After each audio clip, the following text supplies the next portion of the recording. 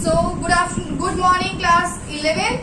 Today we are going to start our next means further points of basic accounting terms which we are going to use in accounting. The terms which we will be using in accounting. In previous class we have finished till stock, right? Stock, that opening stock and closing stock we have finished. Now what we are going to start? We are going to start with the inventory. The 13th point is an inventory. Children, I want to tell you that inventory is also stock, right? Inventory is also stock. What is the difference between stock and inventory? That first I need to tell you. Stock, we have learned that stock, the term stock includes all those goods which are purchased for resale or which are remaining unsold at the end of the accounting year, right? We have learned this. But हमने एक process बताई थी आपको that first, if it concerned with the manufacturing or that companies, then first what they have to do, they have to purchase the raw material, right? They'll purchase the raw material. So whatever the raw material will be there, that is also stock, right? That is also stock. Then it will be processed, the processing. Then it will be there semi-finished goods. That is also stock. ये convert हुआ इसमें semi-finished goods में, that is also stock, right? Now it will be converted finished goods, right? That is also stock which is ready to sell, right? Which is ready to sell. So purchase of raw material, processing means the semi-finished good which is converted into finished good, that is also stock, and that stock will be ready for the sale. Okay, so inventory means in case of manufacturer there can be opening and closing inventory of 4 types. कैसे 4 type की हो सकती है? जैसे inventory of raw material हो गया हमारा, right? इसको बोलेंगे इन्वेंट्री ऑफ रॉ मटेरियल, ठीक है? जो हमने गुड्स खरीदा, it includes all the inventory of raw materials purchased for using them in the product manufacturing but still lying unsold. जैसे हम एग्जाम्पल की बात करें तो क्लॉथ के काम के लिए अगर कोई क्लॉथ बना रहा है तो सपोज हमें उसके कॉटन की जरूरत पड़ेगी. क्लॉथ बनाने के लिए क्या होगी? कॉटन की जरूरत पड़ेगी, राइट? सो अगर हम क्लॉथ मिल की बात करें तो क्लॉथ मिल जो है हमारी वो क्या करेगी? उसके लिए इन्वेंट्री ऑफ रॉ मटेरियल क्या होगा? क्लॉथ मिल है, कपड़ा बनाने वाली मिल है, उसमें इन्वेंट्री क्या होगी? किस चीज से वो कपड़ा बनेगा? कॉटन, ठीक है? Cotton will be processed and it will be converted into semi finished good. कपड़ा बन गया, उस पे उसके बाद अब प्रिंटिंग होगी, फिनिशिंग होगी, then it will be converted into finished goods, then it will be ready for the sale, ठीक है? तो अगर हम क्लॉथ मिल की बात करें तो उसके लिए इन्वेंट्री ऑफ रॉ मटेरियल क्या है? Cotton, right? Yes, cotton. So it includes the inventory of raw material purchased for using them in the product manufactured. Okay? Now the second point is inventory in work of progress. Work in progress means convert the processing, right? The processing is being called that work in progress also. Work in progress means processing. Right? Work in progress means processing. So inventory of work in progress, it is also termed as inventory of partially finished goods, means semi-finished good, that I already told you. That is semi-finished good, that partially finished good. अभी इसमें भी finishing बची हुई है cell of करने के purpose से, ठीक? So it is also termed as the raw material of means inventory partial finished goods. It means goods in semi-finished form. Good is not in the form of which it is can be sold off, but it is semi-finished stock, right? It has to be converted and then it will be ready for the sale, right? So such goods, they need further processing for converting into finished products. And for the valuation of work in progress, the value of raw material used in it, the cost of labor, power. अब जैसे हमने raw material खरीदा, ये inventory of raw material हो गया, ठीक है। अब इसको वर्क इन प्रोग्रेस मतलब लेबर लगाया गया होगा, मशीन लगाया होगा, ये रॉ मटेरियल भी यूज किया गया है, ठीक है। तो इसकी कॉस्ट निकालने के लिए किन किन चीजों की जरूरत होगी? हमारा कॉस्ट ऑफ प्रोडक्ट, जो हमारी कॉस्ट ऑफ रॉ मटेरियल होगी, वो उसको वर्क इन प्रोग्रेस में करने के लिए हमें किन किन चीजों की जरूरत पड़ी? लेबर की जरूरत पड़ी, पावर की जरूरत पड़ी, फ्यूल की जरूरत पड़ी, अदर एक्सपेंसेस भी होंगे बहुत सारे, उनकी जरूरत पड़ी, ठीक है। So these all are included. So अगर हम क्लॉथ मिल की ही बात करें तो उनके लिए वर्क इन प्रोग्रेस क्या है बताएं। मान लीजिए हमारा ये रॉ मटेरियल आ गया, कॉटन है हमारे पास, ठीक है। अब इसको हमें work in progress semi finish goods में कन्वर्ट करना है। कैसे करेंगे? जो वैल्यू होगी आपकी, इसको यूज करने के लिए हमें थ्रेड की जरूरत पड़ेगी, मशीन्स वगैरह यूज होंगी, उसकी जरूरत पड़ेगी, ठीक है। उसके बाद हमारा जो रॉ मटेरियल है उसकी भी जरूरत पड़ेगी। जो अनफिनिश्ड क्लॉथ था हमारा, रॉ कॉटन था, उसकी जरूरत पड़ेगी। उसके बाद हमारे थ्रेड की जरूरत पड़ेगी और जो वैल्यू होगी हमारे अनफिनिश्ड क्लॉथ की। These all will come in inventory of work in progress. Clear? Now the third point, that is inventory of finished goods.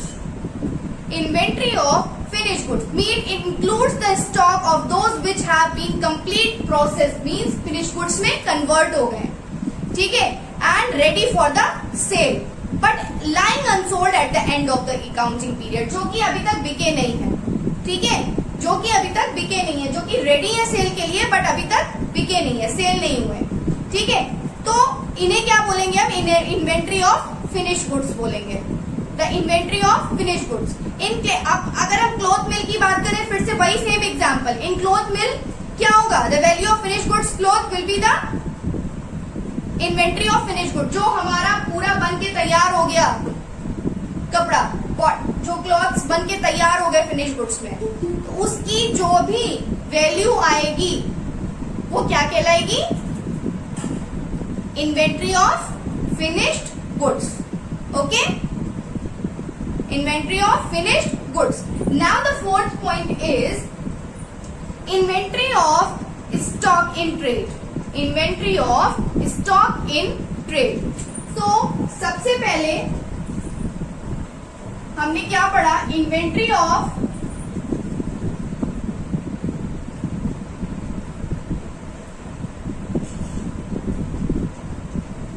raw material,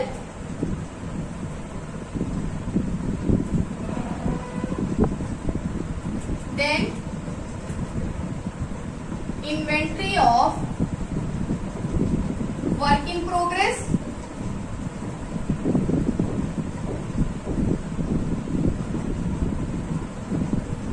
then inventory of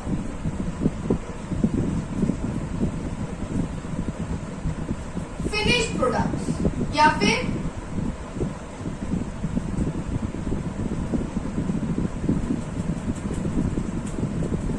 inventory of finished product या फिर finished goods कह सकते हैं, finished goods,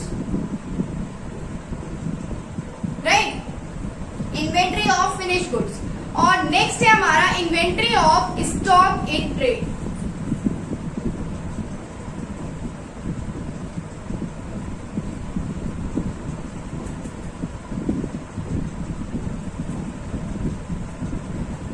inventory of stock in trade. तो inventory of finish goods सबको समझ में आ गया?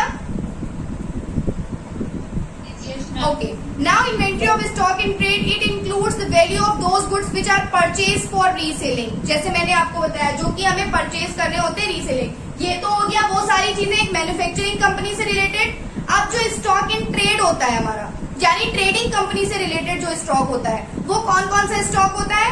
Value of those goods which are purchase for reselling, ठीक है। उसमें हमने आपको बताया था ओपनिंग एंट्री जो क्लोजिंग स्टॉक होता है और ओपनिंग स्टॉक होता है, ठीक है, closing inventory and opening inventory, ठीक है। उस क्लोजिंग इन्वेंट्री को कैसे हम ट्रीट करते हैं, that we will discuss later on, because it is practically मुझे करके दिखाना होगा जब हम प्रैक्टिकल क्वेश्चंस करेंगे, that time we will discuss it, okay. इसमें कौन कौन सी चीजें हमें कंसर्न करनी होती है, कंसिडर करनी होती है, that I am going to tell you.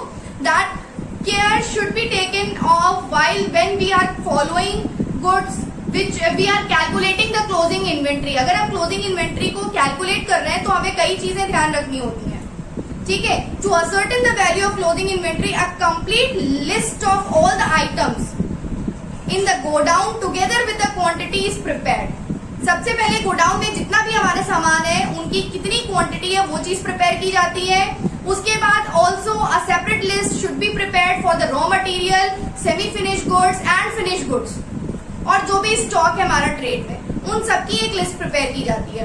और प्रिपेयर करते समय हमें ये ध्यान रखना होता है कि उनमें कुछ इन्वेंट्रीज ऐसी होती हैं जिन्हें हमें इंक्लूड नहीं करना होता है, ठीक है। वो कौन कौन सी इन्वेंट्री होती है? जैसे जो हमारा गुड्स हो गया जो कि सोल्ड है, goods which have been sold but remain undelivered, जो कि सेल कर दिया गया है, जो कि बिक चुका है लेकिन अभी तक उसको डिलीवर नहीं किया गया है, उसको नहीं लिया जाएगा। दूसरा आएगा good purchase are received which have not been recorded in the purchase book, जो भी हमने परचेज किया था जो लेकिन जिसका लिखा हुआ अभी हमारी परचेज बुक में नहीं है, उसको हम नहीं कंसिडर करेंगे, ठीक है। और कौन कौन सी ऐसे पॉइंट होते हैं जो कि हमें इंक्लूड करने होते हैं, ठीक है, वो चीजें हमें इंक्लूड करनी होती हैं। Goods send to the customer on sale और रिटर्न बेसिस, जो भी हमने सेल किया है भले रिटर्न बेसिस पे हो, that we have to consider, okay. Just a minute,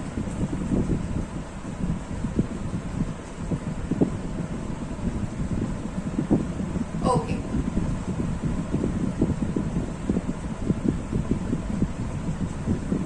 next अब हमारा आता है profit.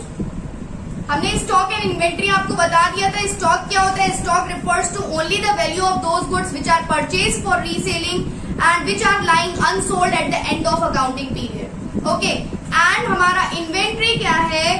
Whereas the inventory is a wide term which includes all the things like inventory of raw material, inventory of work in progress, inventory of finished goods, and inventory of stock in trade. Clear? Is it clear, everyone? Yes, ma'am. Okay. Yes, ma'am. Now, what is next? है what is profit? What is profit? Profit is a very simple thing. I think everybody knows, right? What is profit? In the excess of total revenue over total expenses of a business that for an enterprise in an accounting period, that is what? That is profit. जैसे जो भी हमारे जो revenue generate हो रहे हैं, मतलब revenue जो हमारी इनकम्स है, ठीक है। अगर हमारी इनकम ज्यादा है और एक्सपेंसेस कम है, ठीक है, तो जो एक्सेस होगा ओवर हमारे एक्सपेंसेस पे वो क्या होगा? प्रॉफिट होगा, ठीक है। वो क्या होगा? प्रॉफिट होगा। सेल क्या होगी हमारी? सेल अगर सपोज हमने क्या किया, 5 लाख का सामान था, स्टॉक था, हमने क्या किया 6 लाख में बेच दिया, तो 6 लाख तो हमारी सेल हुई, ठीक है। 6 लाख हमारी सेल हुई और उस पे हमारा प्रॉफिट कितना हुआ? 1 लाख। आई बात समझ में? आई बात समझ में? Clear? So what is profit? The profit is the excess of total revenues over total expenses of a business enterprise for an accounting year. Right? Profit increases the investments of the owners. Investment क्या होता है अब? Investment knows? Okay, very good. So Profit, again I'm telling profit, it's an excess of total revenues over total expenditures of a business enterprise during an accounting period. Okay, now profit के बाद आता है gain. Profit, gain. Now don't get confused. Profit we have learned the excess of revenue over total expense. That is profit. Now what is called gain? What is gain? बताइए, what is gain? If we are talking about gain, so if gain की बात करें तो it is a monetary benefit. Monetary means which is related to money. It's a monetary benefit, profit, or you can say the advantage resulting from event or a transaction. किसी event के result से पे depend करता है या फिर कोई certain transaction पे which are incidental to business. Incidental, एक incident, not it is recurring. Recurring means which is regular in nature. Which are incidental in nature, which are incidental to a business, that is gain. That is called gain. So a monetary benefit or profit या advantage you can say resulting from an event or the transactions which are incidental to the business. जैसे कि sale of fixed assets. Sale of fixed assets. जैसे आपने कोई building बेच दी, 10 लाख की building थी, ठीक है, और आपने सेल कर दी 12 लाख, तो ये 2 लाख क्या हुआ? ये 2 लाख क्या हुआ? ये गेन है. This is not recurring in nature. The business is not dealing with this. It is an event और you can say it's an incidental benefit. ठीक है. So whatever it is a monetary benefit, profit or advantage resulting from event or transactions which are incidental for the business, like the sale of fixed assets, like we have sell the building, ठीक है, और you can say the appreciation. Appreciation मतलब उस पे किसी भी चीज पे जो बढ़ोतरी मिलती है. If a building costing 10 lakh and we are selling it in our 12 lakh, then the 2 lakh will be the gain on sale of building. इसी तरह मशीन पे भी हो सकता है, किसी भी चीज पे, which are the property. So any incidental monetary benefit will be called gain. Is it clear? So thank you so much children. Today we will finish this much, and in our next class we will finish the next points, that is losses, expenses. These are very simple points that you have to read also at home. And yes, now if anybody is having any kind of doubt, you can ask.